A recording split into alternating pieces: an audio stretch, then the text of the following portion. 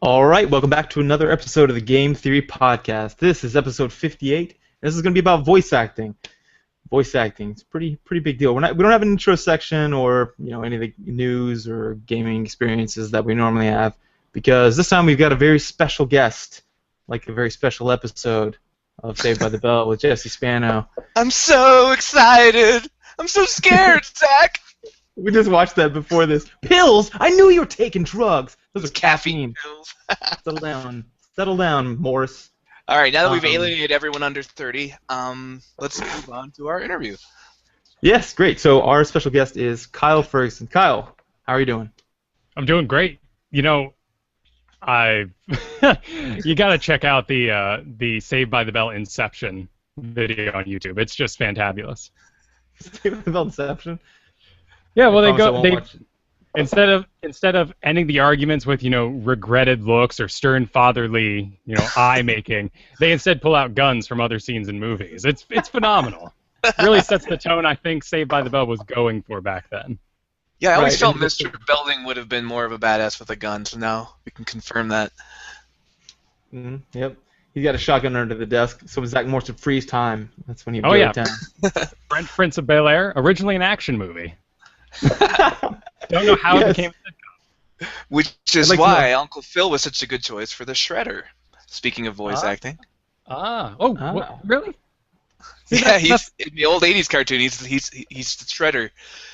Will and Turtles. Well, then you've already just unlocked the fun of knowing voice actors. Oh, that's Jeremiah's mutant power. Oh, dude, yes. Okay, I'm interested to see if you've got the same mutant power, like whether you have your trained ear has given you this. I was a young lad, and I was born with this power, and I don't have any use for it because I'm not a voice actor. But within the first 2 words, I can identify something. I'll say oh, that's the guy from the Flight of the Conchords. Sometimes I can't even remember the name. I'm like, is that that guy from Boston Legal? The guy that's the white guy that's the friend of the guy? I was going to say, because then I'm I don't know the X-Men ranking, but I'd be like a B superpower because I do the exact same thing where I'm like, him, I know him. Right, it's one of those powers, it's like the Sentinels will hunt and kill you, but it's pretty useless other than that. And maybe if I name 3 movies, you can triangulate for me what actor was in all 3, and then we'll be good. You can give me the name, and no, it's watching cartoons has gotten so much easier now that we just have cell phones, and we go, I'm just gonna kind of give it a scroll, and IMDb, there we go, good to go. Yeah. So then it's not only it's that guy. You're also like, did you know he was also the guy in blank, blank, blank? Yeah, it makes 6 degrees Kevin Bacon a lot easier. It's easy mode. Yeah. He doesn't do much anymore, so the game's kind of fallen by the wayside. 6 degrees from looking at your iPhone. Yeah. Yes. Well, great. So, voice acting in general is pretty interesting, I think, for a lot of people. But why? Why is that interesting? Why do people get into this? For me, it's really weird to see this, sort of, I don't want to call it a fad, but it's a new discovery for so many people. I've just been doing theater acting, and I know when the lights come on at a theater stage, I go, well, there's the guy up there doing it. But people just have this sort of magic about the movies, and you don't normally think, oh, there's a guy who actually does that for his job and comes in, and he's not just the friend of the producer. He's an actual working man, and this is what he has an agent to do, and they pursue every day to get him the next job and then the next job doing the voiceovers. Yeah, the funny thing is, it doesn't feel like it's quite as sophisticated yet. Like, it's still trying to catch up to the regular acting market. There seems to be a little bit of grandfathering in. It's I knew this guy who can do the voice for whatever. Does that happen, or? It does to an extent, but right now, I mean, like most entertainment industries, it's all just online. If you want to make yourself a part of something, you just start putting out stuff online and making yourself do it. I graduated with a degree in theater and communications journalism, so, radio is what I pursued. But, listen to the radio today, half the stations are automated. And then the other half are, guys a little past their prime who are just locked in seniority and not going anywhere. But your dad's like, man, I love that morning radio station. Those breakfast flakes, they're hilarious. It's the wacky morning hour fart noise. and to modern audience where we have maybe 2 minutes of your YouTube video to really grab you, people just don't fall in love with the radio personalities like they used to. So start doing it online and doing podcasting like you guys are. Yes, podcasting. That's the funny thing, though. Neither of us, we both hate our voices when we listen back. Oh, I always everyone listen to them does. that person. Oh, really? Yeah, no, even the top tier voice actors. And I feel like the first thing you need to throw out about voice acting is they're not impressions and they're not really voices. Most people who do voices are just, bad impressions. It's the actual fact that you're adding acting on top of doing a voice that even makes it a profession.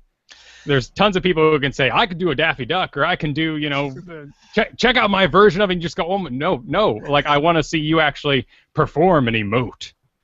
Yeah, I was going to ask you about that because you talked about theater, which has a lot of physicality, and it seems to me that it's almost harder to just express all that emotion without having to use your body. Usually, unless I'm wrong, you're in a sound booth or a recording studio, you might not even have your co-workers, your other characters in the scene in the room with you at the time, and you still have to put all that emotion into the lines without being able to be alas, poor Rourke, and hold your hand up to the stage. Mm-hmm. Well, and I emote all the time. My hands are going constantly for the camera audience, but bringing that down to just your voice is something that at my level I'm still struggling with. Did either one of you see the Lego Movie? Yes. Okay, so Liam Neeson was in that. And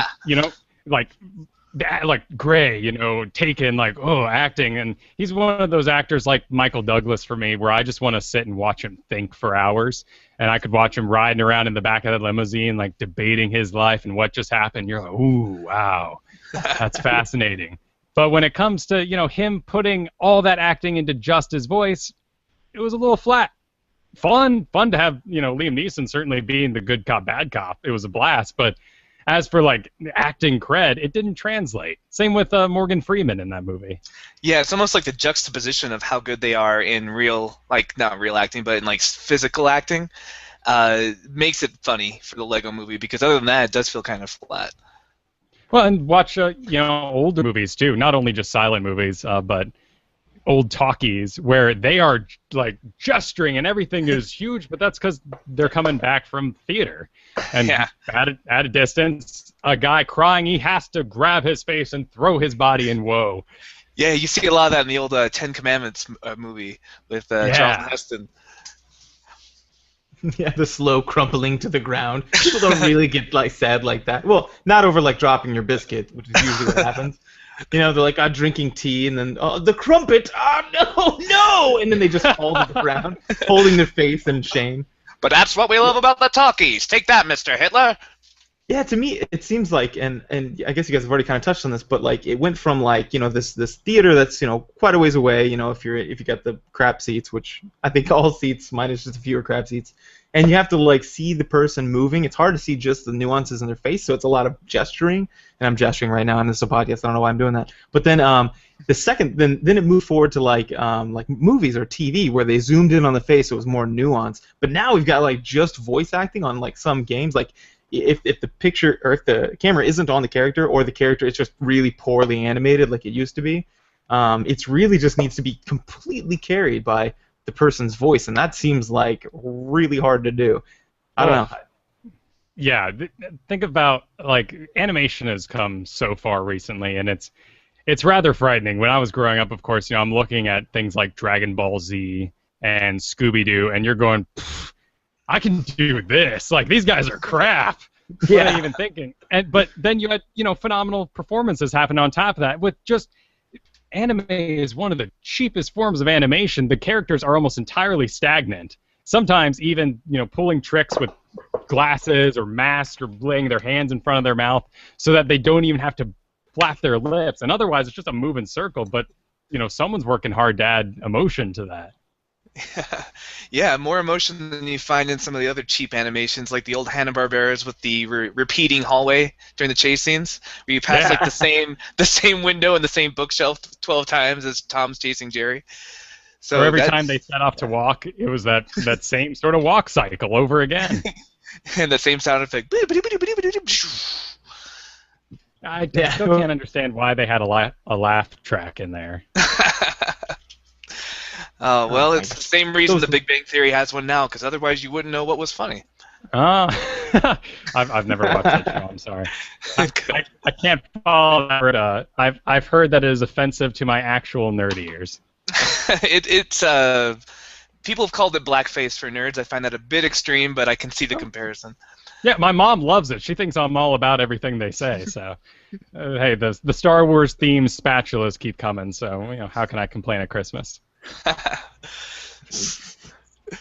So we've noticed a trend too with some of the larger budget video games, like your Tomb Raiders or your The Last of Us, that they're really trying to get more of the physicality back into the acting. They'll do the full motion video suits. When you see the behind the scenes, they look like they're just covered in ping pong Yeah. balls, and they're walking around. Do you think that's going to be more of the trend, or is it just not cost effective?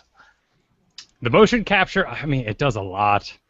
Like, when you're actually trying to make someone emote as the, marionetted character, unless you have a team really having at it, like Pixar, Blizzard cinematics teams, which they just film people doing the actions and then, kind of copy on top of it. Just doing some motion capture makes it so much faster. I remember watching the making of Last of Us, and they used it extensively, and it helps just to have, that one line delivery and the same exact hand motion. Look at something, even a big budget project like the Ghostbusters video game. When they tried to make an animated character move like Bill Murray, it came across really awkward. The uncanny Murray Valley. Very specific. Yeah, and I now that they're kind of masterfully putting both of those together, I think that finally video games are being able to be. Well, I don't know if you heard about this. Video games. There's been some video games that were inducted into the. What was it? The MOA, museum? the Museum of Modern Art in New York. Yeah, and if I could put one in there myself, if I could nominate one, it would definitely be like The Last of Us, which is pretty much just watching a film. Like the guy said, he specifically didn't know if he wanted to make a film or a game, and went with the film or went with the game because it was more interactive. But the people just have great ambitions now with video games, and to pull that off, you just need people acting, and oftentimes it's just voice acting. And I don't even. I mean, that just seems like. It seems like a new era because, like you said, like what 10 years ago, like nobody took this stuff seriously. Like Snake, like it was just awful. It's painful. I mean, even look at like something like Warcraft 3. Like, what intern did they have show up to play Orc number 2? It's just some really awkward choices. Right. But but today we also have like pretty highly trained ears. I mean, you said you're very audio sensitive and can kind of pick up the second someone shows up, and it's a tight community. A lot of those guys, they're playing the main bad guy, and they play guard number 2 when he shows up, and they're the dude in the background because they're great to work with. And so now you have this core hard-working people ready to deliver, and they just keep pumping stuff out. What is Troy Baker, who did basically everything? Yeah, every Game of the Year edition game Troy Baker was in last year. Well, last year, it was Last of Us, BioShock, and he just got to start doing Call of Duty and stuff like that, yelling "frag out" and "get down." But he was just such a delight to work with. He got hired over and over again, and now he's a number one, How alpha did he male go for him. from shouting "frag out" quasi-convincingly to like making him say something that made me tear up in the dark room by myself, which is like, oh, Troy, you're so good. Like, how did that happen? And then the Joker, what? How did that happen? Like, is there like a part where they were like, "You're really fun to work with, and can you act?" Or are they just like, let's give it a shot? I don't know. A lot of that kind of stuff comes from who have become the higher ups, the directors of these projects, the casting managers, and they all worked in old-timey radio drama. So they're very adept at closing their eyes and just listening and hearing what the person has to offer. I mean, can you imagine you're casting Batman, the old animated series, and Mark Hamill comes in? And you're like, oh, okay, Mark Hamill, like, let's see what you can do. And he whips out the Joker. You have to close your eyes. You can't see nowadays even like doughy Mark Hamill. Who looks It's like a always total badass with the beard. it's always so jarring when they're at the Comic Cons, these voice actors, and they're doing their voices, and it's just like, oh my gosh, that is him, because until then you don't believe it. And then he busts out his Joker laugh, and you're like, Mark Hamill, you are the Joker. And there are fabulous people like that who can, have amazing characters. But there are also people like Steve Blum who, hell, that's his speaking voice. He gets paid to talk how he, says good morning to his wife. Yeah, Patrick Warburton's probably the same way. Yeah. He got started on, what was Seinfeld doing Yeah. doing the Lane's boyfriend. Yeah, and that was just, that I would say that is not so much a representation of all the mad skills he had as just what a remarkable voice, and everyone fell in love with it. I mean, people ask me, I do voice acting for, mostly training videos. I do some like internet plays and that sort of thing. But when people ask you, oh man, like you do voice, what's your voice? It's like, well, it's mostly this one. This one, right? It's not really about the impressions or, you make it sound old, you make it sound, you drop it and do the, submit your I-9 form by Thursday. Right. Like asking Brad Pitt, like, how do you make your face so handsome for all those movies you're in? Like, I just make up, and this is how I look. Pretty much just it. So you're born with it. That's kind of the trick. Well, I mean, certainly people like Liam Neeson were, right? Like, I think probably. But can you, like, train that? Is that something you can work with? For the most part, the training is in not hurting yourself, which is probably the biggest mistake that a lot of people make getting going. Is you hear the in a world kind of guy have at it. Yeah. And your first reaction is to throw it in the back of your throat and just start grinding those vocal cords together and just see what kind of eerie sound you can make. But there's a lot of breath support and proper stance and things like this that are going to allow you to do that day to day. You have who played Mary Poppins? Oh, because she Garner or Judy Garner. Judy Garner. Yeah, I mean she can't sing anymore. She destroyed her voice. Really? She overworked it. She maybe was doing something wrong too many days in a row and it's gone. She can't get through a whole song anymore. And then you got someone like Jeremy Irons for Lion King. I mean, he was a star, but he took 2 weeks to sing his song because his voice would get so graveled out. Because he's not a singer. He's just an actor. And that was back when it was pretty rare for the actor to actually sing their own lines in the Disney movie. Like him and Robin Williams did it, and whoever played Meg in Hercules. But for the most part, they'd bring in like a voice double, like a stunt double almost, to hit all those high notes. Oh, such cheating. I was so disappointed when you find out like Simba and Hercules and all these dudes just calling in someone else. Even worse when they do it in movies like Moulin Rouge, where you have the actual real-life actor lip singing to someone else's work. Oh, you just shared my world. I just assumed they were singing. I know. I'm real sorry. Ewan McGregor, sexy man, but I'm afraid that's not his voice most of the time. I knew not it. being able to sing did not stop Russell Crowe, and he still did it. Oh my goodness, my wife is an opera singer, so that movie was an interesting learning experience for me, but one of the most painful experiences of her life. There's something that might be lost in the transition from theater to movie in that way, where some musicals actually every musical I can think of that was originally a Broadway musical, it loses something in the transition. And I wonder if we're going to start seeing the same stuff as we transition from movies into video games. Is there some kind of je ne sais quoi element, like some kind of unspeakable thing that gets lost in that transition? And maybe that's has to do with the uncanny valley of seeing ourselves but not quite in a game. Well, I think that, too, is just a lot of pressure on the actors when you're doing any sort of theater. First of all, you almost always, one of those roles in that play was written for someone to get banged.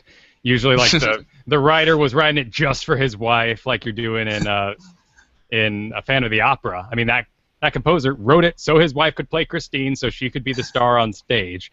And then you have all these videos and recordings that you're trying to match. And even in that Les Mis movie, I mean, Anne Hathaway was wailing, absolutely in tears, screaming her head off, and in film that's on stage, like you could see her and you're like, my, what emotion.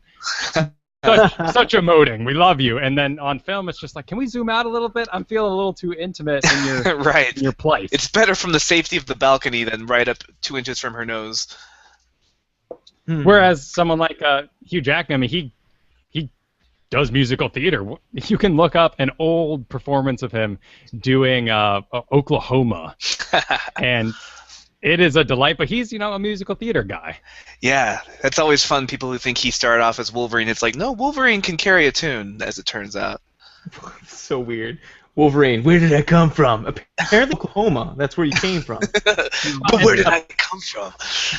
And apparently, I mean, he's like a fully barred lawyer, and then 3 years into it, just said, "Nope, I'm gonna go do musicals." So weird.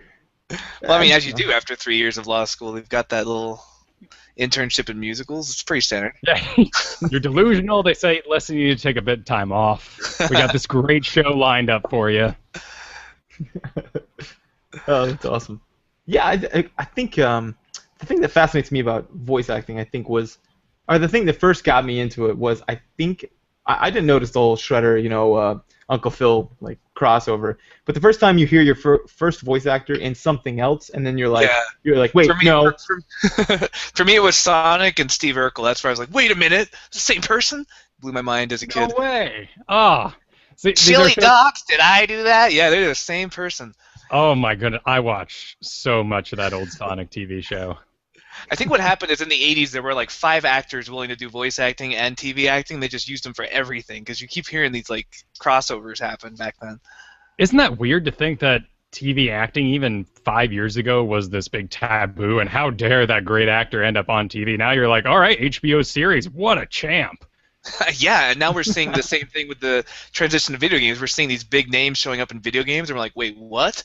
How'd they get? Remember Liam Neeson was in Fallout 3, and then there's been a bunch of hubbub about Peter Dinklage in Destiny.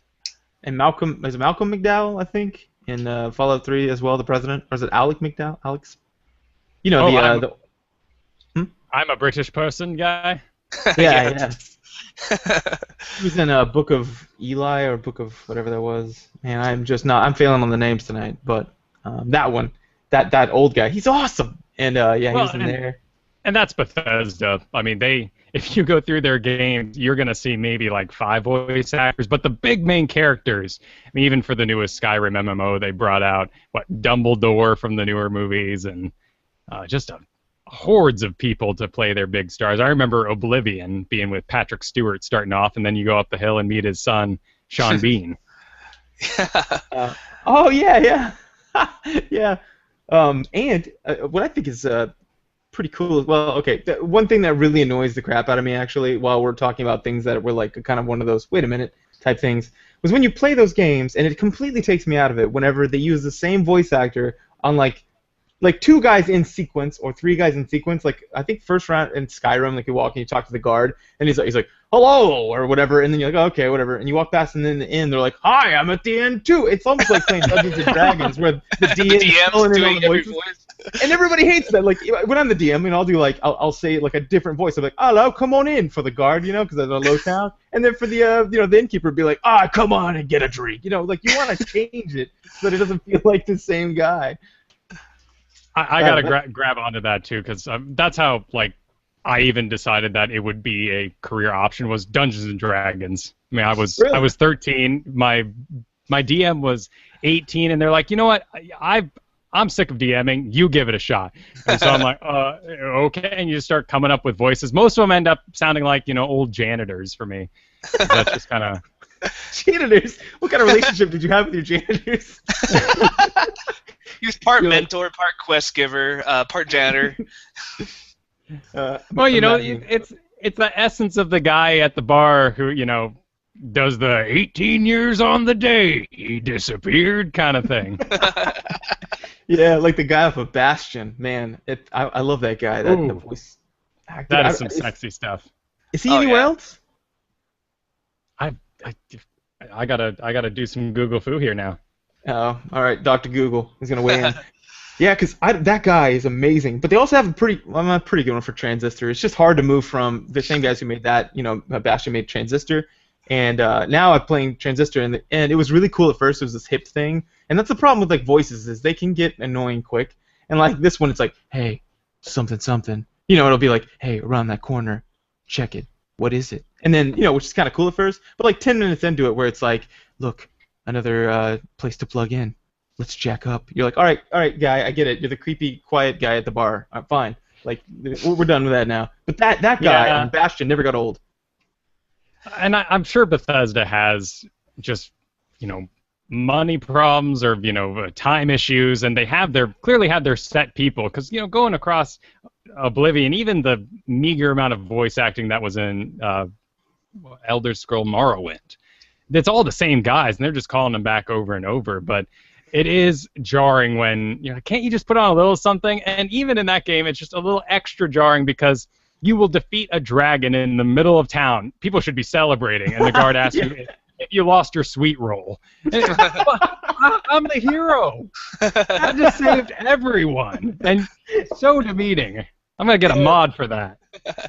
Yeah, it seems like every studio has their own stable because you have BioWare reusing Jennifer. What's her name? She's in everything BioWare does. Yep, Jennifer Hale. Yeah, Jennifer Hale. You have Nintendo basically just has Charles Martinet, right, or Martinet. He has Mario, Luigi, Wario, Waluigi. Basically everybody but Peach is by this one guy. He is Italy. He's a Mario. Yeah, and these people have agents certainly, but it's got to be too. Just we're all just a bunch of nerds. No one likes sitting in their office all day ticky-tacking, and then you have to go meet new people. It's stressful. So why not invite back the people that you had fun with last time? And honestly, that's what a lot of jobs just tend to be. Was you were fun last time? Let's do it again. Yeah, and the beauty of voice acting is a lot of people won't even pick up that it's the same person because it's just a voice and not a face. So it's pretty handy. Dude, yeah, that's true. What was it? I think I saw a Chevrolet commercial, if I remember right. And as soon as it came on, I got that stupid mutant ability. But like we were watching like something totally unrelated, and it was something on TV. I think it was like a football game or something, because we don't even watch TV anymore. But it came on. It was like the heartbeat of America, and I was like, that's friggin' Job from Arrested Development, Will Arnett, and like just randomly, and like no one else in the room. They're like, what? And I was like, no, that is him. And they're like, I don't think so. I was like, look. And I showed him. Google proved me right. It's the weirdest thing. Like, how can you not? Or Home Improvement, and that one just drove me nuts because for the longest time they were using Mr. Krabs as their announcer. And granted, he wasn't doing like the from SpongeBob or anything, but he's just dropping it real slow. Right now, Samwise Gamgee from Lord of the Rings does the Best Buy commercials. I haven't seen any. Sean Astin does Best Buy. And he's got, a great sort of like, come on down, like, down by the fire, let's make some electronics kind of fun voice, but... That blows my mind, because he's A-list, he's Rudy, he's Sam, and he's also doing Best Buy. Dude, that is a... Voice acting, my take on it, or from what I've heard, I guess, from a couple of people, is that it's a great way to, like, pay between acts and stuff, and you can show up in your, like, pajamas at some of these places, or you can, if you've got professional record equipment at your house, you can send in the files and just go from your house. So. Yeah, and a lot of people, telecommuting nowadays, I do everything out of here. With my experience, I've never been in a major studio, but that is for, like, laying out character-to-character stuff. And lots of different departments use different ways of doing this. I think BioWare has the best system I've seen, where they've actually invented basically the dialogue tree that they use in their video games to give to the voice actors in their homes. So you, as the voice actor, you click, okay, I'm the secondary character. Let's go ahead and click what Shepard says. And they click that option, and then they read their line into the system. Oh, so it's like you're acting with the pre-recording of who you're acting with, like who you're playing off of? Right, but the main character, who gets most of the lines, gets his emotion off, and then you work off of that. I mean, I'm sure you've seen this happen so much in old animes, too, where it clearly recording in separate places. One person's like, look over there, and the other person's like, damn it! It's like just full emotion exploding out of them. Yes, I am also upset. Yes! Yeah. Oh, yeah. I've seen that. That used to really bug me. That was probably like up until like 5 years ago. That was pretty prevalent. Like where someone would say like, have you checked in the box? What's in the box? Like one of those like such big switches. It completely loses you. Like for story nerds. it still happens in movies these days too, where they just overdub thing. I mean, Men in Black walking down an echoey hallway. Clearly, nothing's gonna pick up with that giant fan running and their fancy shoes clip clopping. But then they go back and re-record. And it's like, were they even in their own bodies? This seems weird. It seems like they really did used to phone it in though. When video games were just starting with the voice acting, we had the Resident Evil. Like, I hope that's not. Oh Christmas my goodness! Blood. Oh, the original Resident Evil voiceover work is absolutely phenomenal. It is. I can't so tell if bad. they were going for B movie or if that's just what happened. I think it was just the level of escapism those days. I mean, if you think about, have you ever read a book of a movie? Yeah, Star Wars novelizations. Well, like Jurassic, because Star Wars novelizations, they're all after the fact. Those are half cheeseball anyway. You mean movies that were based on books? Yeah, like Jurassic Park. Exactly. So in Jurassic Park, you got like the T-Rex. He swims into the lake after them as they're like paddling in a rowboat, and it is completely ridiculous. There's like a white water chase from the T-Rex, and that would look horrible in movies.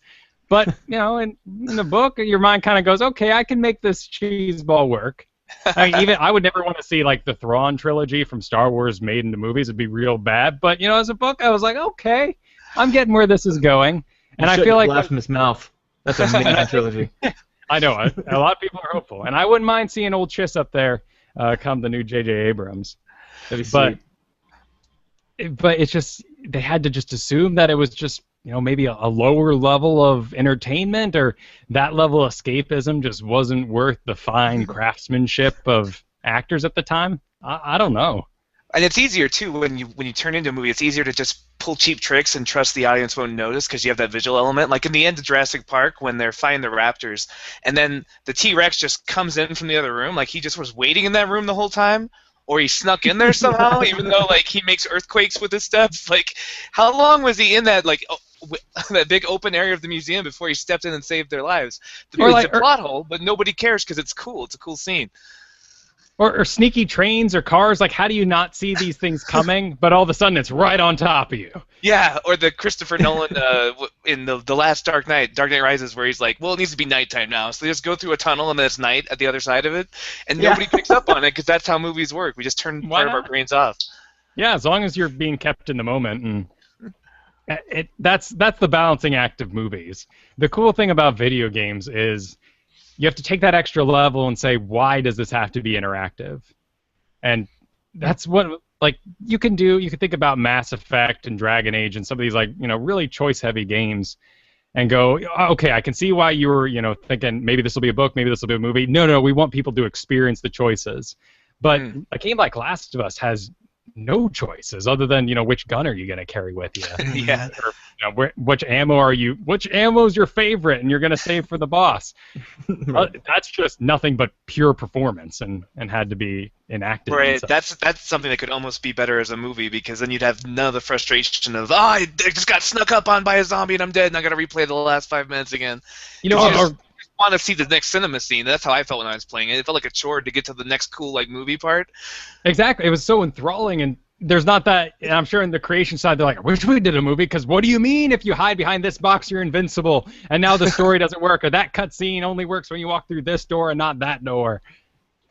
Yeah, I think really it's and I'm okay with any movie becoming a game. I will do like a Telltale Games, for example, is essentially just clicking boxes and the rest are just watching. But I'm cool with that because. Or even like a Heavy Rain, like it's one step off of these sort of like narrative, just pure narrative games where you can affect the narration, but essentially it's going to be the tale's going to be somewhat similar. It's just a tale of blank, like Clementine, growing up in a zombie world, and when does she lose her innocence, and etc. But then, I just have a hard time like with any.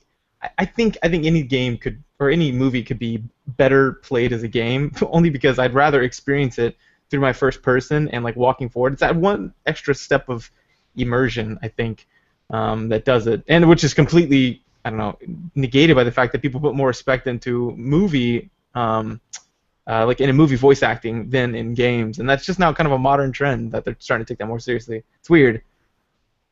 I agree. Yeah, I wonder how these people get these jobs in the first place. Some of these people have been doing this for a long time, and then people like Robert Clotworthy, the guy who did Raynor in StarCraft, he apparently he came over from like acting, like actual acting. Yeah, he was Camera. doing. I got to interview him on StarCast once, and that was a blast. He had the most badass home studio ever. I mean, it was just wall-to-wall foam. That's where I know. Okay, your voice has been driving me crazy, Kyle, because I knew it from somewhere, and I was like, he must be on a podcast. Yes, Starcast. Okay, Yeah. I don't have the mutant power where I can pick voices out. No, I'm horrible with names, so we all have our strengths and weaknesses. But I mean, he came from doing soap operas, which is probably why, if you think about the original story of StarCraft, even the modern one too, it's pretty soap opera-rific. Yeah, right. It hits all the major Blizzard soap opera tropes. I became that which I fought against. I died of super cancer, and now I'm back and more powerful. Oh no, you're evil, and my best friend betrayed me, and they love the redeeming storyline. Yeah, they haven't used that 100 times. Well, I mean, I can't complain. I'm a total sucker for the guy who doesn't know his powers yet and slowly realizes them over time. It's practically the story of every animation for young children. Ben 10 and how many aliens are in this watch? And I'm like, yeah, let's see them all. And epics like A Wheel of Time and like what else? Some of the ones where they slowly discover who they are as it unfolds. Yeah. I like the ones where there's like they're writing the line between like doom and like redemption, and they kind of flirt with both sides. It's awesome. Oh yeah, the whole idea like these powers were made for evil, but I'm a good man, and basically what you're saying is my powers are so badass, but I'm going to use them in a good way, and I'm all about it. Particularly if they get in those situations where they're stuck in the corner, all their old powers don't work, and then suddenly, right when they were going to die, they unleash their final super attack. That's like the first 4 seasons of Supernatural. But it loses its weight after so many seasons. I mean, I'd say for the first like 2 seasons of Bleach, like I'm like, okay, I'm feeling it. Chicks have huge boobs, but okay, I'm cool. And then they just go off the deep end. There's always another superpower to unlock, and then things start to fall apart. But even though they keep reusing that, I am a sucker too for the young hero who becomes corrupted by the very power he hoped to fight against storyline, the Arthas / Kerrigan / Kael'thas / every other major villain in Blizzard's canon. Yeah. Just something about a villain that you can relate to or that you can see why they fell, like an Anakin Skywalker done right kind of story. No, I know that's actually what got me into. Well, not what got me into. What got me into what I'm doing now was because watching people. Trying to figure out how people became mass murder suicide, people, it's completely fascinated me because I was like, no, this guy started somewhere at some point where people were like, yeah, he's just a normal guy, and then that slow progression into like absolute what we would call evil, I guess, or into I killed the women and the children. Evil. Yeah, exactly. Like, how does that happen? That's why I was so upset by the first 3 trilogies because I was like, come on, you didn't capture how it really happens. So I think it's fascinaing. I'm all for those storylines too. Those movies have way more problems than just, Anakin himself. No.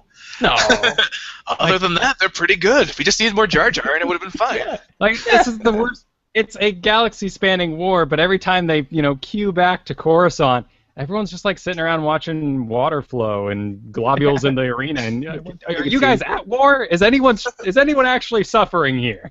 Well, we've been at war as America for a long time, and we're still watching the water globules. Fair enough. We don't have hyperspace, man. You give Al-Qaeda hyperspace, we got problems.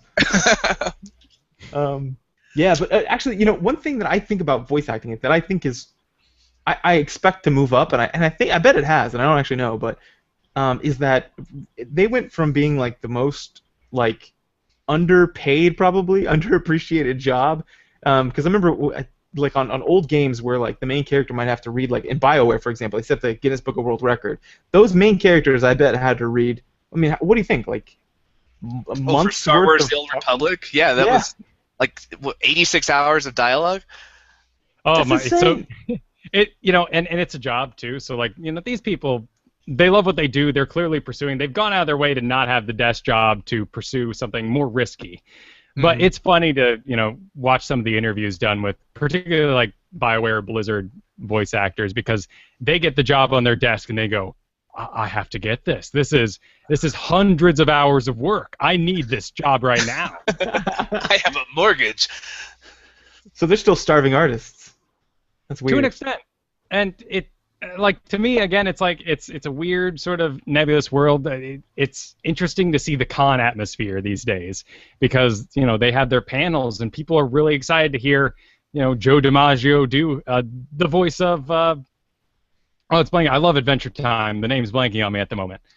Oh yeah, Flynn the human Jake. and Jake the dog. Yeah. Jake the dog, and people go nuts for it. But, so to me, like I've been following this so long that it's weird to see that fandom develop, but it's certainly getting to be a bigger deal. I'm just curious how, with the internet, cartoons are going to continue to make money in the future because we're seeing a lot of struggles with something like Legend of Korra right now, going from Nick, and then it's kind of getting the Firefly treatment where they're like, well, maybe we'll do it on Monday. Let's do it on Fridays. It's not really in order, you guys. Just enjoy it.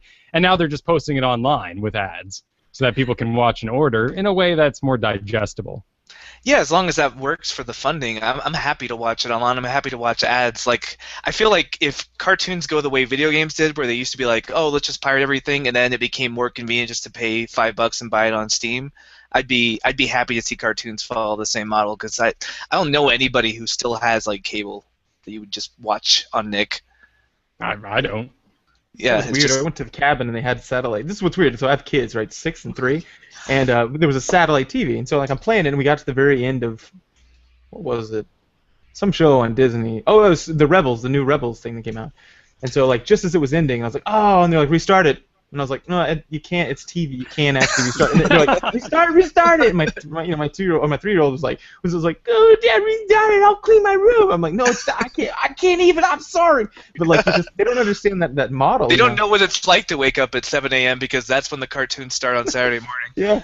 Yeah, man, that's the only time they would show like DuckTales, and you had to be up for it. It was gone. Yeah, that Your Disney week was Power ruined. Hour after school too, where you'd be like, you get home, you're like, I've got homework, but from 3 to 4, it's the Disney Power Hour. There was one Saturday morning, and only one when I grew up. Exactly. Yep. You gotta watch those at that point. But And then the infomercials would start. And you knew the fun time was over. Oh gosh. Yeah, mine was it was soap operas. Yeah.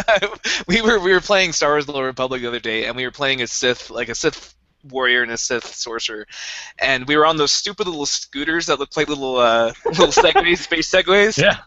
And we started riffing about this 80s cartoon, like the commercials in between them. We'd be like, "Hey kids, try out the new Sith scooters." We gave a little cheer for it. It was. Those scooting across the galaxy. Sith scooter. Ask your mom about 4 AA batteries. Sith scooter. No, and if you have the same audio curse that I do, which you called a blessing earlier, but it's a curse because you remember every word from those ads.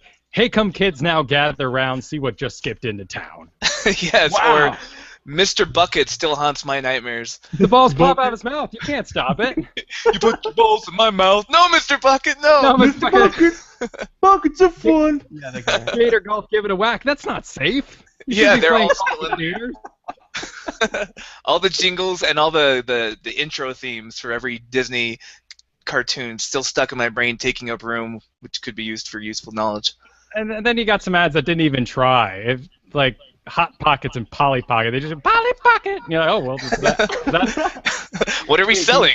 I guess that's it. I think you should record that and put that on your website. That Polly Pocket impression. That was perfect. Oh, Can you do that? An MP3. That'd be demo good. ready.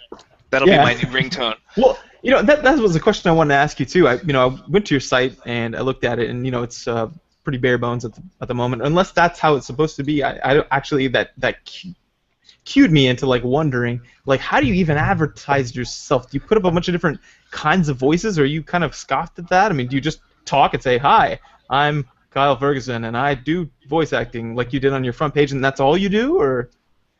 I mean, pretty much the last thing you'd want to do is put a picture up there. Because everyone's going to see your face and go, well, I don't know. He looks a little young. He looks a little old. It's not really what we're going for. And Rainer, he's like this thin, gray-haired guy. He plays judges on the soap operas. Like, you don't expect the bourbon cowboy rolling in, smooth, and it's just it's wrong.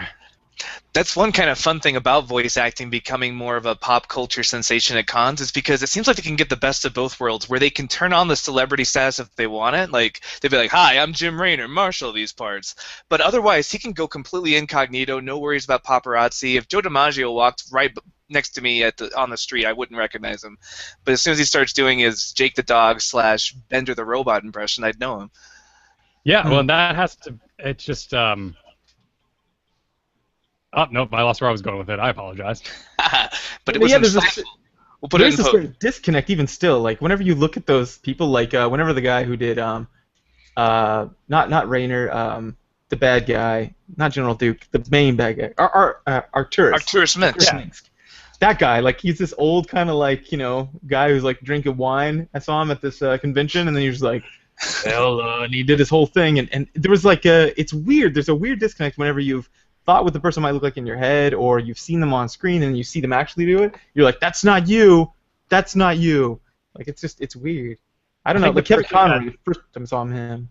The person who threw me the most was Tychus from the StarCraft games, because that is just like the thinnest, little wackiest Jew guy you've ever seen, and he's proud of it. Like he's so proud of being wacky and being this quirky little guy, but then he just drops it down and like just absolutely out of nowhere. You're expecting a 7-foot-tall space marine, and you get this little goofy guy. Exactly, and I do video game podcasts, so lots of people are like, "Man, I expect you to be fat, blonde, like something." I'm not expecting. Notice your beard doesn't go down to your neck. What's going on with that? Yeah, do you shave that? What's going on here? Your best, and that's just one of those things of looking up people. You just imagine them so differently. Yeah, and I don't know. Whenever I heard them talk on about the I saw some making of or something for the StarCraft the Heroes of the Storm when that came out. I'm not Heroes of the Storm. Jeez, sorry. That's the new game. That's their problem. Don't put that out. Yeah. HOTS. What was the man? I don't even remember what it was. Heart of the Swarm. Heart of the Swarm. It's gonna be so much easier when Legacy of the Void is out, and we can just get over this hump. Yeah, StarCraft Love. But the Heart of the Swarm, when that came out, there was some like a couple hype videos that came out, and I remember seeing them talk, and they were just. It just seems like I don't know. They're not getting paid for as much as they're doing. Now, I'd like to also see like Troy Baker, for example, who had to do all the motion capturing, because I'd like to put his salary up next to like someone else who sold billions of dollars worth of entertainment, and see like what their like difference is there. I just have this feeling that there's a disparity because it's still gaining legitimacy. Yeah, well, even though games are outselling movies. Yeah, it's a fresh market too, so there's still that weird sort of embarrassment about how much everyone's making, and everyone wants to be respectful, particularly because you're not selling your life for it. I mean, George Clooney, he can't go anywhere, and right. These guys do voice acting roles, but I mean, what was it? It was Bruce Willis and Over the Hedge. Like, it was awkward, but he was paid to show up and sound like Bruce Willis. He didn't have to be wacky or go out of his box because they wanted Bruce Willis's name there on the roster. So that's maybe why that movie sold so well. Maybe you should be paid, more money than a space program if your life is ruined because of it. You can't go out, you can't go to Disney World without people losing their minds, and maybe that pay cut is worth it to be a little more anonymous and feel like you have this superpower hidden away. Yeah. Yeah. I can see that. So I used to before recently. I used to be a big fan of silent protagonists. Like I used to say, for immersion, you want the silent protagonist because you can project yourself into Link or into generic hero A easier than anyone else, Squall. But after I don't know, I think it must be either BioShock Infinite or The Last of Us. Troy Baker basically sold me on the idea of like of the storytelling value that really good voice acting can add to a game, even better than like your own internal monologue could have added. That's a man you look at his picture and go, "Oh, you ass." What's with the highlights? What's with the express men look? How dare you? If you're gonna play every sexy man ever, at least be ugly. But no, he can't. No, but I'm sorry. What was your question? So my question was, like how much skill do you think it's going to take before having a voice actor for the protagonist is a better storytelling device than the silent protagonist? Because there's a lot to be said still for the silent of a Link or a Mario, where you can just kind of zone out and put yourself in those shoes.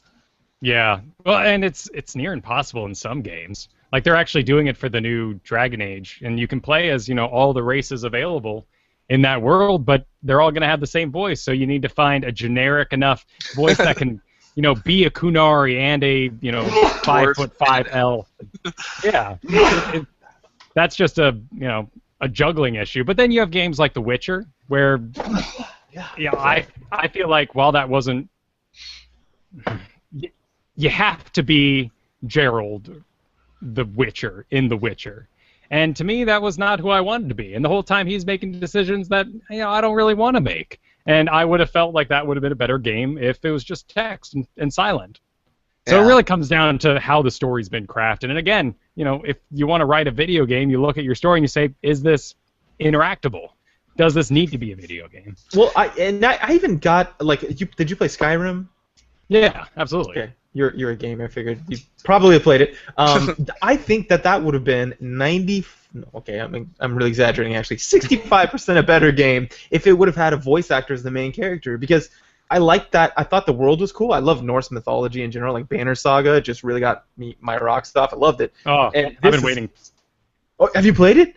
No, I haven't, because I saw it and it's only $30, and I'm going, you're a Steam sale game. That is Steam sale bait. They never do it.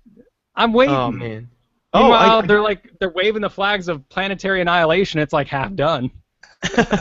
Well, dude, I will send you a link. I tend to somehow get these. I've got a bunch of them on our Twitter feed. I'll send you a link next time. I got it for $4.99 and absolutely worth it. It's good. There's no voice acting, unfortunately, either, except for like random cutscenes, which was pretty cool. I want like Disney style animation and fight tactics. No, like pre-Aladdin, like the Black Cauldron style animation. Yeah. Oh, jeez. I was all about that. I just Dark Crystal. That's like you said, David Steam sale bait, and I thought I'd see it one day. Don't lose faith. It'll happen. I'll keep you in mind next time I see one. I'll tweet it at you or something. But I feel like the Norse mythology could have been really well done if you would have had like a main character in Skyrim who was voice acted with like a nice gravelly Viking voice. And it was weird. It was weird playing that game where everyone's talking to me and I wasn't talking back in a world that was so immersive. It really did take something away from me. Yeah, although you would have had that same problem of customization that when you're playing SWTOR and you make like this huge hulking Sith warrior and he's got this like effete British accent. Hello. I still like that. I still like that. It sounds awesome because he talks down to people and it sounds so condescending.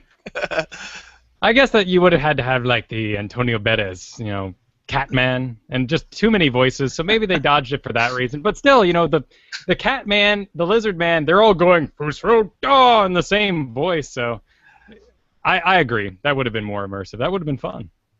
Yeah, I think so. And I even would give up like the amount of, and I love customization, I love it, but I would give up the amount of customization if I could only have like 4 classes, like in SWTOR, and then you get like SWTOR, Star Wars, The Old Republic, the MMORPG, but where you only get so many classes, and no matter how you customize them, they always kind of sound similar. Because like for example, the Bounty Hunter, Cowboy Bebop, that's who it is. Cowboy Bebop was a skinny guy, so like whether I make him skinny or take that same Cowboy Bebop voice and put it on a massive guy, it still sounds cool. So I think if you can get those voices and really just those ones that can kind of fit, I think it really adds to it. Well, and they did something really creative that I hadn't seen before until that game, which was changing the voice echo or effects based on your helmet or your breathing mask. That was cool. When you put the rebreather on as a Sith warrior, and it's like you feel more like Darth Vader because of the. Yeah. And on the game we just have like touches. Yeah. It's especially because I think our first time we got up in this, we played in a party and we got up in this decision, and what we do is try to out-sick each other basically. Because we have slightly different RPs, but we're both pretty sick. And so when my guy finally won, I was like, kill them all inside of the mask. Perfect.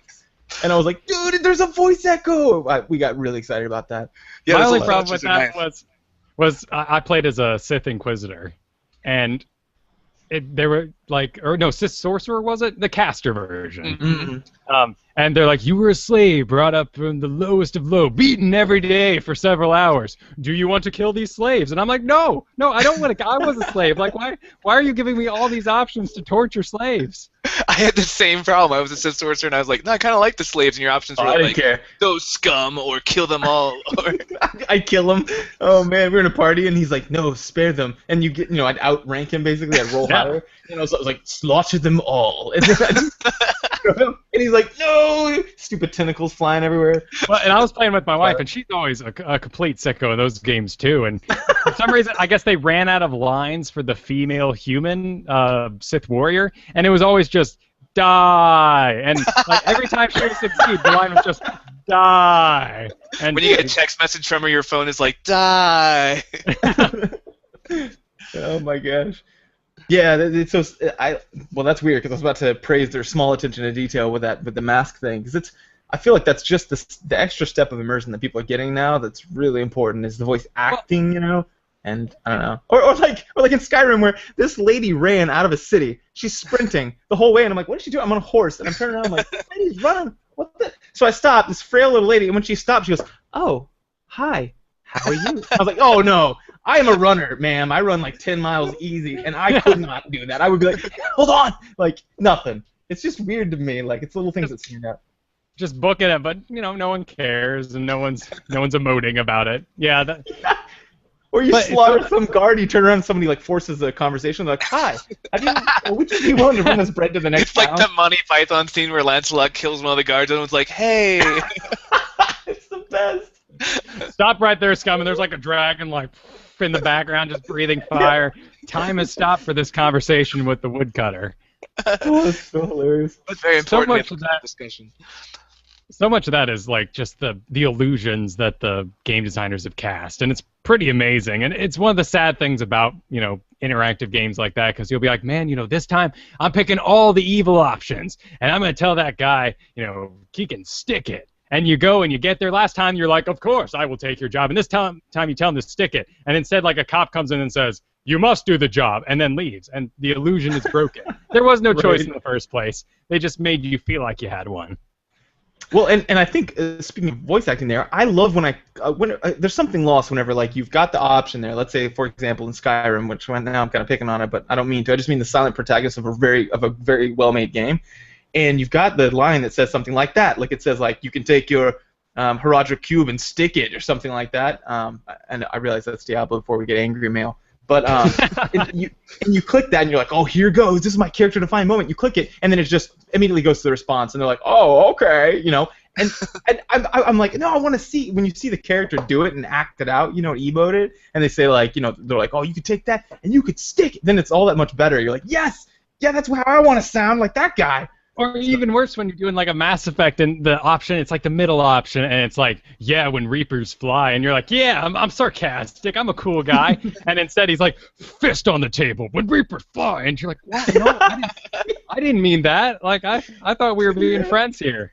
There's Reload the save. Damn it, I ruined my relationship. Oh, that happens with like Kingdoms of Amalur too. Like there's some parts where you say a certain thing and then the way you say it is just completely different. Like, oh man, it completely ruins. It'll say something like, "Yeah, I'd like that," and you click it and it's like, "Yeah, I'd like that," and I'm like, "Oh no, that's the senator, no." Oh, Damn, man. I'm getting texted in my video game. I have no context. Right, exactly. It is funny the old tricks they had to pull, though. I mean, Dead Space 1 had it, and then Grand Theft Auto 3, where who's calling this guy? And how do they know he picks up the phone? Yeah. Got a job for you, and he just picks up the phone, hangs up when he's done. Was he there? Who knows? But I guess it gets done. So that's the M. Night Shyamalan twist. There was no one on the other end of the line. He just randomly picks up his phone sometimes and then kills somebody. He's been hearing the awesome. voices the whole. Actually, yeah, I'm kind of for that twist. Yeah, that's actually great. Like a Mark of the Ninja kind of twist, where you're just like, wait, what? What's happening? Well, it's the voice was real, but it's practically the twist in the original BioShock, which was an absolute delight. Yeah. Oh yeah. Yeah. Spoiler. Yeah. Well, 10-year-old spoilers. There is one. I thought I was pretty kind there. What do you think is like the best so far voice acted game, or at least the top 2 or 3, if you got one immediately? Oh man, I mean, I'm gonna have to go old school because I'm dyslexic. So growing up, like reading was this horrible chore for me. And I'm trying to get through games. Like I remember Morrowind, and I just like I'm missing half the words, so I'm not immersed in the first place, and it's just too much work. I'm trying to relax. As much as a 13-year-old like needs to relax, which I guess is a lot. They're pretty high strung. So for me, like it was just so mind-boggling to play the first Knights of the Old Republic because I had Jennifer Hale and basically everyone else that is ever going to be in a BioWare game. They all started there somewhere. Yeah, Carthonasi's the same guy who was playing Caden in all the Mass Effect games. Like they love their actors and they just keep bringing them back. But the fact that entire thing, besides yourself, was voice acted just blew my mind. Yeah, that was pretty mind-blowing back in the day. For me, like my first game where it was like really voice acting was remember Lunar the Silver Star Story Complete on the PlayStation? It was like this badly acted anime RPG where it's like, hey, like just every bad voice acting trope from anime, but it was so endearing to me as a kid. I just loved it. I didn't play this. I've seen it before though. No, sadly, I missed out on. I didn't have a PlayStation, so I was an Xbox kid. Oh, it was overacted. It was great. It was like, "Are you watching in secret, Dine? These children shine with your light." Like that's slow and painful. And it's like, come on. But it's all a cinema scene, so you can't like skip. You got to just watch it or skip the whole thing, which you're not gonna do that. No, so it's hilarious. Gotta know what's going on.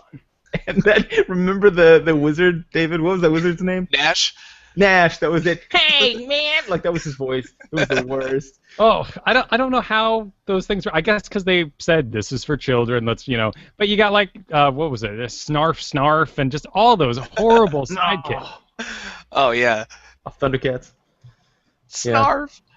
Yeah, but Knights of the Republic, I remember that being a whole new level. Plus, like, I've got this thing where actually now I turn off the subtitles, and I'm kind of curious whether anyone else does this, because I can't help but read the text, and I get ahead. Yeah, it's like little micro spoilers every couple seconds.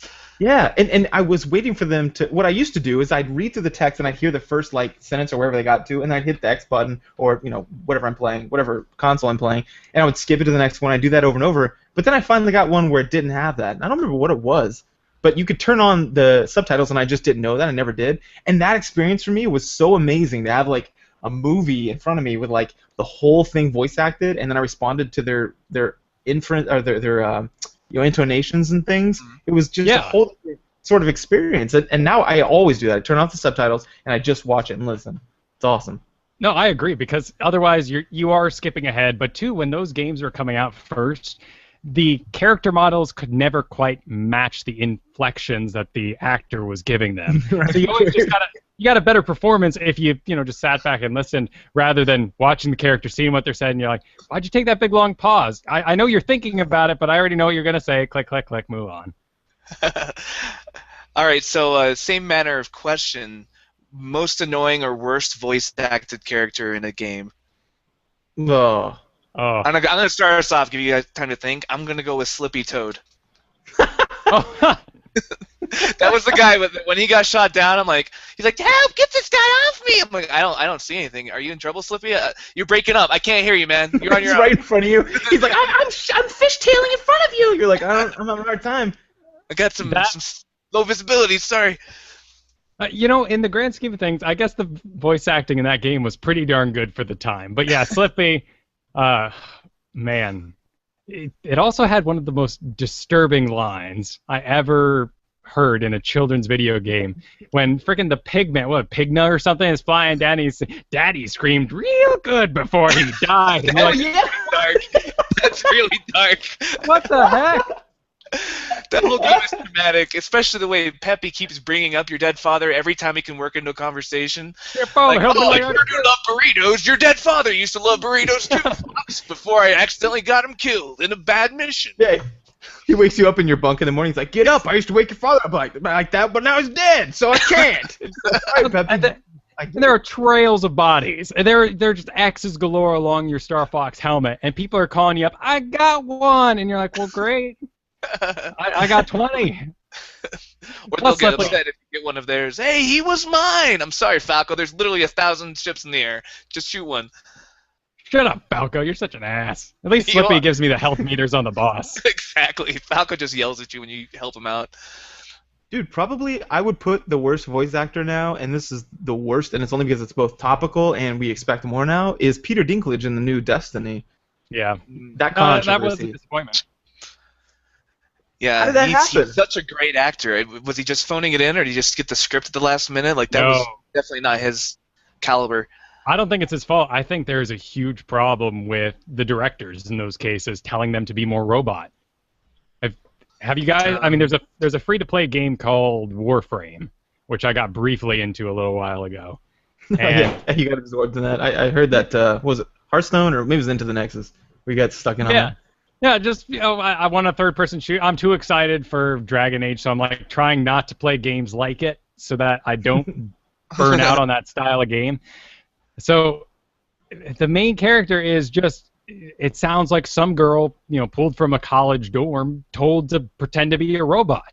It's like, but you have Cortana, who's great in the original Halo series. I didn't play anything past 2 because I went the PlayStation 3 route at that point. Mm-hmm. But she was a robot, but she was emoting her ass off. So Yeah. I think it just came down to the director. They're like, no, Dinklage, you are a emotionless robot. Hell, even look at R2-D2, man. He's the most spirited droid I know. And Yeah. everyone loves him. Yeah, you can. That's just racist. You can be a robot and have emotions. Come Racist. on, it's Super racist racist. against robots. Now, my only Um, problem with R2-D2 is he's becoming a little too almost like a religious figure. He's part of everything, and he always caused R2-D2 trips over a rock, and that's the rock that got stuck in Vader's shoe. Oh in yeah, episode Yeah. 3. R2's a dick. He's like the only one who knew that Luke and Leia were related while they were making out, and he didn't say a word. He just like, watched. let's just see what happens. Let's just let this play out. Yeah, what does he know that everyone else doesn't? And when did he get rockets? And why did he never use them in the original series? Seems like it could have come in handy.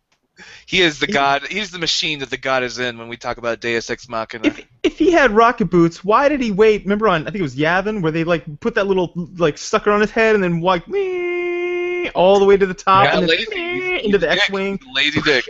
Yeah, guess what he- a jerk. I guess he was shocked, but we also know that he could take a whole bunch of robots, and he fell to a couple Jawas. Clearly, he wanted to be caught, so he could meet Luke because he knew the future. I know he might be George Lucas's Avatar in the movies. He's just That's what I everything's was told through R2's lens. Good, then maybe. So, my worst voice acting.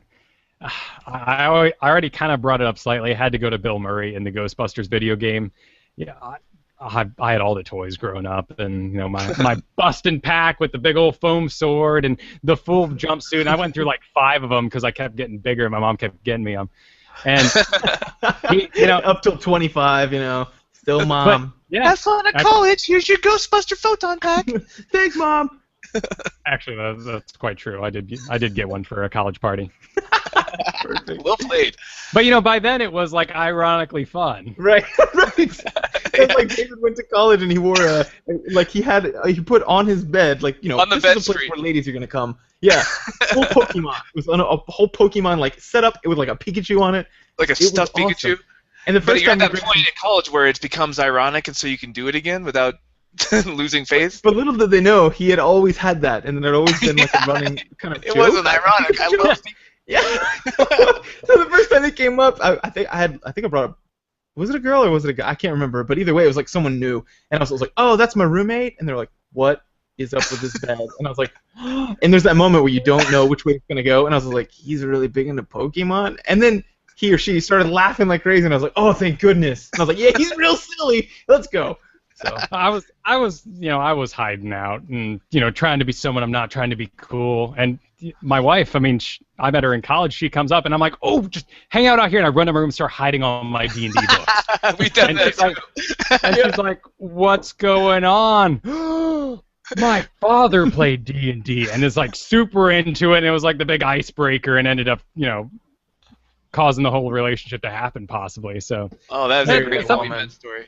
But Married, it's also weird to see when did that transition happen? I remember playing World of Warcraft and it being real I'm a priest guy. It's under the table, I love being a troll for the Horde. And then all of a sudden, like, people can wear pins and T-shirts, and it's weird when things enter popularity in that way. Yeah. Well, there's part of it is we get to a certain age where we just stop pretending, and then we realize everybody else was pretending too. We're like, Yeah. no way, you're into that thing you're into Legend of Korra, so am I. We're both grown men. And then at the same time, there's also this whole geek shall inherit the earth thing where you can have a movie about a rocket raccoon that breaks every box office record because suddenly people realize that geek stuff is pretty fun. Oh, that blew my mind the first time I saw Avengers, and I'm like, they're alien invaders? Why is this movie popular? Like, who said this was okay? I'm okay with it, but I thought we were still not okay with this. Yeah, even the guys stand up. Even the jocks are now playing role-playing games with their fantasy football leagues. Like, everybody's into like numbers and math now. And it's just a matter of like we continue behaving and society moved for us, which is weird because like I remember this actually happened. The Pokemon 2000 movie came out. Me and David went and watched it in the theaters on the morning or the day that came out. The kids in line.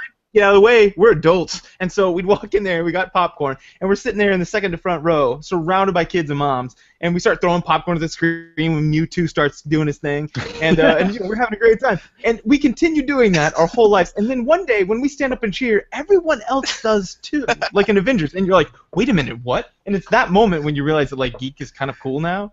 It's amazing, but it's also kind of that I am Spartacus moment where you stand up and they're like, I also enjoy Pokemon. I also enjoy the Avengers. I enjoy the Avengers. It's a weird. Well, I just assumed that they rolled over one day and Hollywood went, oh, how much does an IT tech person make? We're making for the wrong crowd. We keep making these war movies. We need to make something for them. They do have the disposable income. Yeah, exactly. You go to ThinkGeek and you're like, this is going to populate someone's room, and you need space for this. It can't be taken up with sports items. So, and the hipster movement. Oh yeah. The hipster movement has done wonders for D&D. The what movement? The hipster movement. Yes. Oh. Remember when the really bad, well, I say the bad, one of the bad D&D movies came out, the one with Jeremy Irons, and we all were like, yeah, let's take girls over there. We were in high school. We're like, let's take some girls to it. It'll be really funny because we'll act like we hate it, but we were secretly really wanted to see the movie. You jerks. They made me break up with my girlfriend at the time because they pretended to hate her so much. And then they're like, you should break up with her. And I'm like, should I? And they're like, yeah, dude, you can't tell, but she's totally stupid. And I was like, oh, okay. And I was like, how should I do it? And they're like, you got to do it in style, man. Bring it to the D&D movie. So I did. And then we broke up. Well, at the end of the movie, we're all sitting around talking, right? And we're like, oh, that was, that one part, the post-movie discussion. And the girls are taking part, and we're all, like, sharing scenes. And our buddy Tim goes, yeah, and when the beholder flew out, and the movie had never used the word beholder. So the girls are like, wait, what? What's a beholder? And we all look at him we're like, yeah, what's a beholder, Tim? You don't play that game, do you? We totally threw him under the bus. We were the worst. Well, this was based on a game. You don't play that game, do you? And, like, we play all the time with him. But we were the worst friends. But no, D&D actually is one of the things that got me thinking about voice acting so much. Is because I heard someone once on a podcast talk about, we're back to voice acting, but talk about how to make memorable characters, and one of them was saying, don't forget how they sound, and like if you need to get a picture of someone how they look in your head, and get an inspiration, or even an actor if you want to, or where they reprised someone in a role, and then use that. To forward, and then I found myself like trying to do that because I once ran like a 17-year campaign, David, or something like that, and then like on and off, and then but I'd have to remember them from like 12 years ago. I'm like, oh, how did Phineas sound? I don't remember. Like, it was crazy.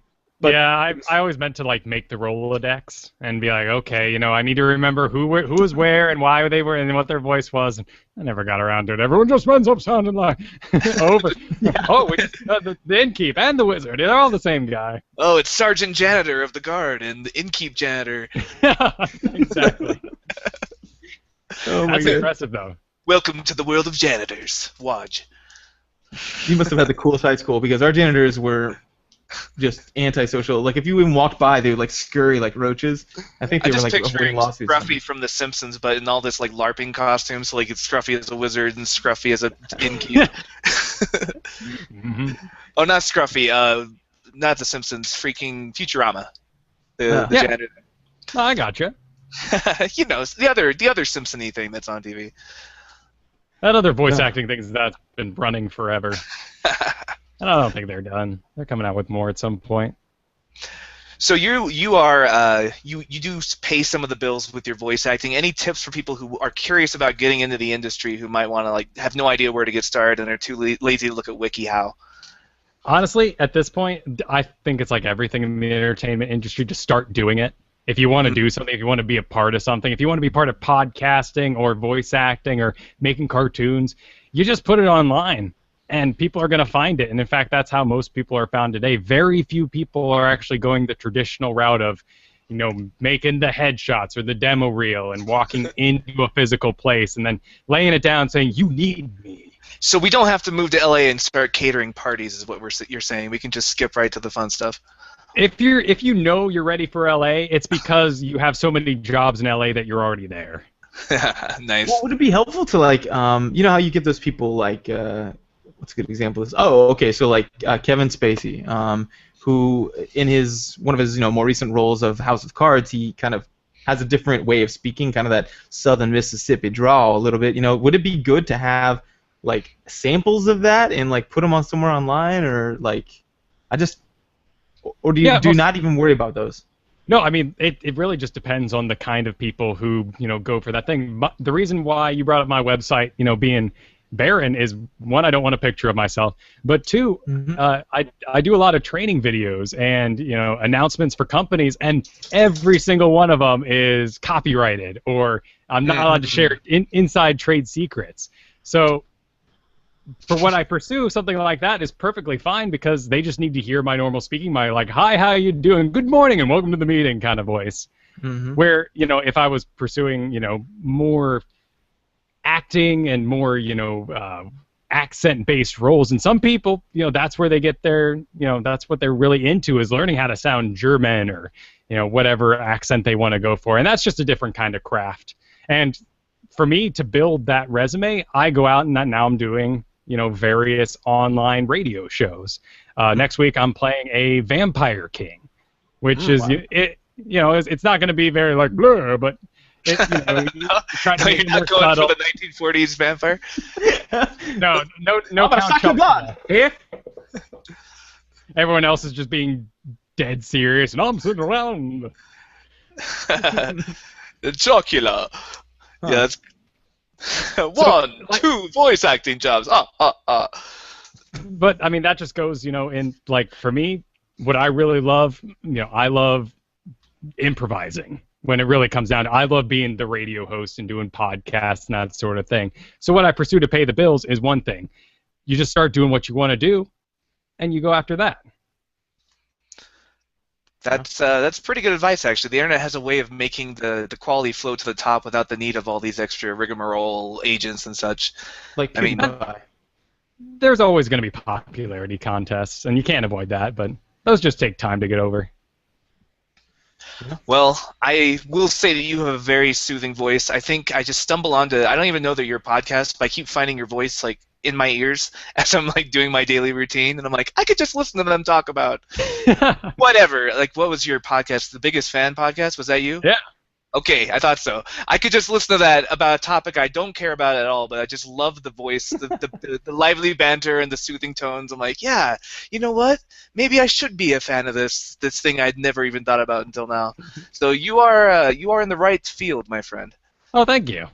If you would have told me at 15, even like I was a late bloomer, I was real like squeaking until 17. I was in senior year and still just like the fries, kind of just cracking at every moment. Another classic Simpsons character. And I'm still, and then I get to college, and for some reason over the summer it just kind of dropped down. Just in time to get caught playing D&D by your future wife. There's a funny thing about this is my one psychology thing I could possibly add here.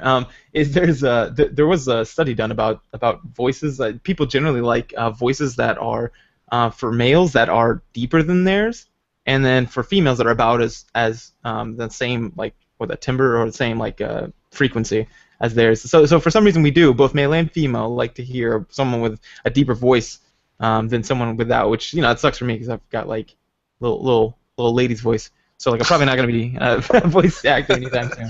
It's fascinating. It just kind of happens naturally too in some situations. I worked as a security guard for a year and a half, and while I was living in Chicago, and it would just happen naturally. Like, a woman would walk up to me, she needed directions, and my voice would automatically go up here. And I'm not trying, but you just start talking to them like this, and then like a huge scary guy would walk up to me, and all of a sudden I'm being like, yeah, it's around the corner, and Yeah.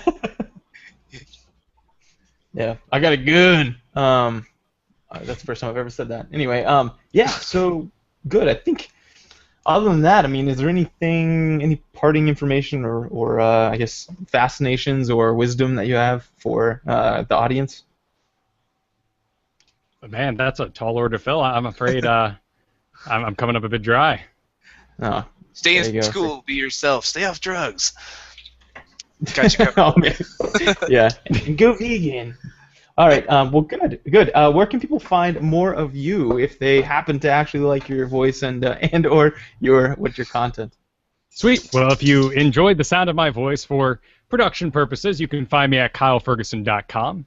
If you enjoy the sound of my voice and personality and that sort of fun thing, you can find me on A Move Radio, kind of weekly variety show, Into the Nexus, my podcast about Heroes of the Storm, the Blizzard game soon to come out, which I am absolutely thrilled is back in alpha. Mm-hmm. And Biggest Fan Podcast still rolling strong. This last week we did Dead Space, so if you're into that, check out Biggest Fan Podcast. And that's luckily all I do for now. Oh, and at Kyle Fergusson on Twitter. And you'll be a vampire soon, so there's that. Yes. Oh, I have to. Yeah, I'm gonna have to listen to Dead Space 1. I'm trying to beat Dead Space 3, and I'm afraid. I'm just a scared man. I can't play scary games. Oh, you gotta do anyway. a co-op. 3 is just really? phenomenal co-op. Yeah. What? David, you need to get the game. We need co-op. They do some cool tricks. Like one person will be seeing things that the other person isn't seeing, and Nice. yeah, they mess with you. It's a good ride. That sounds good. We'll have to check that out because it's mostly just fun watching Jeremiah play the scary game by himself because he really gets scared. I like to think of myself as a tough guy, right? Like I went to war, like that actually happened, and I'm still the scaredest guy when it comes to like games like was that Outlast? No, just two fingers up, walking away. No. We had to get a guest host one week because he had screamed like a girl so loud and so frequently that his voice was gone the next day. I woke up and I was like, I can't do it. It was awesome. But yeah, so speaking of voices. But anyway, great. Well, thanks for having me on. No, sorry, I've been on like 2-3 podcasts recently. Thanks for you being on our podcast. And hopefully you can show up again sometime. Also, I need to add you on. I've got Here's the Storm as well, and I'm playing with a couple of my friends, but maybe sometime we could go slay some people together. But Absolutely. yes, but until then, thanks for being on. Thanks for everyone for listening to another episode of the Game Theory Podcast. And if you guys want to interact with us and you aren't already, follow us on Twitter at twitter.com/GameTheoryPod. We also have a Facebook page where a lot of people like to talk and hang out, and it's facebook.com/groups, plural, Game Theory Podcast. And if you'd like to send us email, where can they send us email, David? Well, they can go to our awkwardly long thegametheorypodcast@gmail.com. You can tell it's professional because it's Gmail, but we'll answer any questions we get there. Yep, and also if you haven't already, and a lot of people have, and thank you for it, leave us a review on iTunes. We have quite a few already. People have been pretty generous. One guy was really critical, but everyone else has been really nice. So please go. They'll always be there. You can't. You got those haters. That's how you know you made it. Oh, it's shocking. It's shocking some of the things people are willing to say anonymously. Right. Right. I'm so upset by this free content. I better let everyone know. How dare they? Well, thank you so much for having me on. I really enjoyed getting to listen to your guys' show, particularly when you guys were doing feminism on video games. That's a tough topic, and you guys handled it well, so I was excited to come on. We were afraid of the backlash, but so far it's been pretty calm waters. Nope. Maybe You guys did awesome. I really enjoyed it. Well, The great. first one we did was to question what a gamer was. That's the most That's the controversy most we've ever had. controversy we got. It was like 64 comments, people like emailing in. It was just crazy. But anyway, well, great, good. Then I guess we'll let everyone go. Thanks for tuning in, guys, and we'll see you next week on the Game Theory Podcast.